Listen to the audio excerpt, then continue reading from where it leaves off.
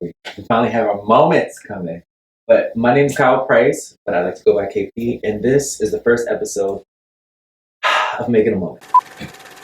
To get to this point, breaking through that and being like, you know what? I did it like this, but let me show you what it's really about. Yeah. This is what really had to happen so I can get to this point.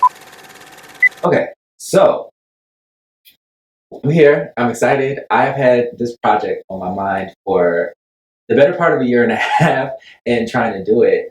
And I started a couple times, but I didn't like how it started. It was kind of hollow. It was a campy, very impersonal show that I wanted to start because I wanted to create a safe space for Black, gay, and queer men. And me, a little history on me, I know how to be like super professional. Like I act and I model and I do all these things. And usually what that involves is like you being on all the time, like just go, go, go, go, go, go. So I was like, okay, let me make a show based off of authenticity, but I'm being fake as fuck right now. And I did a couple episodes and I looked back over it and I was like, no, I hate this shit. I hate every iteration of it. And I ultimately hated doing it because my intention starting the show wasn't being followed with what I was producing. And I had to call myself out on my own bullshit. And I just stopped altogether. But I did notice that towards the end of the first iteration of everything, I got more personal, like with what was going on with my life, like, you know, dealing with depression and just like living up to expectations and unlearning a whole bunch of stuff. And that resonated with the people who were watching the show.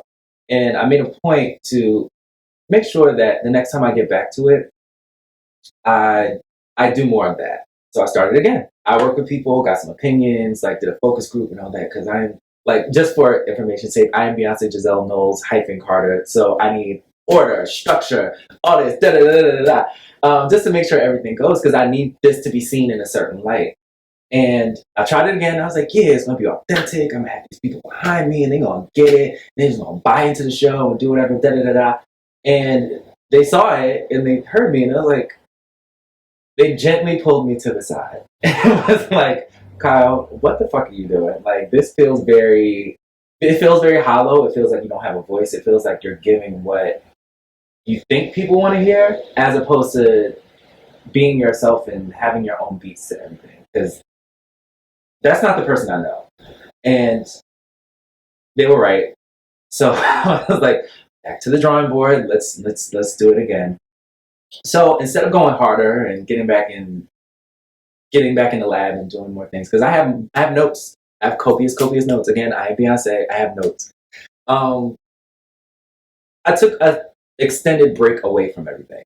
Just go, live life, unpack a whole bunch of things, find my own voice, love, be with friends, experience things, because I had a certain marker of what I felt like my life should look like and what it should be up to this point, especially with me accomplishing everything I had. Like I had multiple commercials out. I had a successful web series called Love at First Night. Yeah, everything was going right. Everything was clicking, but I didn't feel complete. I didn't feel like I was myself. I felt like I was a victim to the success and the circumstances I was in. And I couldn't fully be, because I had to be this person to all these people that were looking up to me, these people that were following my every move, these people that were critiquing me left and right. And I'm acting like I don't care, but I care. I care.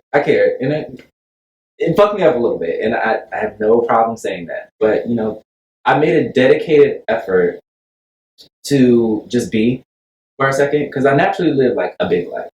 And what's important to me is the conversations that I've had with my friends, the conversations that I've had that I've seen Love at First Night. I appreciate all of them.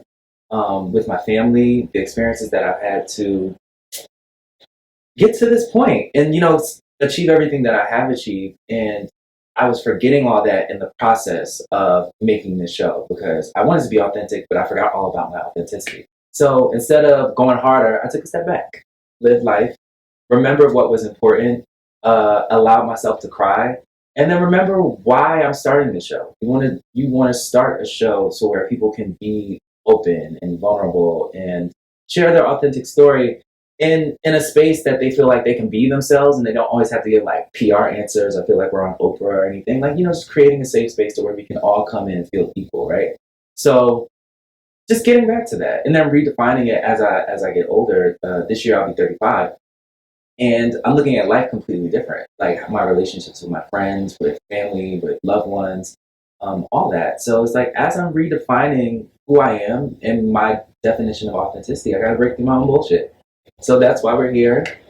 That's why we created a moment. I love grandiose. So it's going to be stylized.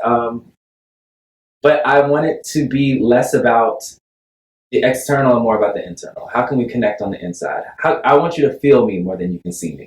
This is just a plus. I love it. But it's just a plus. Like let's find ways to connect and grow as a community. Black, gay, queer. Let's share our experiences and make each moment a moment. So here we are. This is what really had to happen so I can get to this point.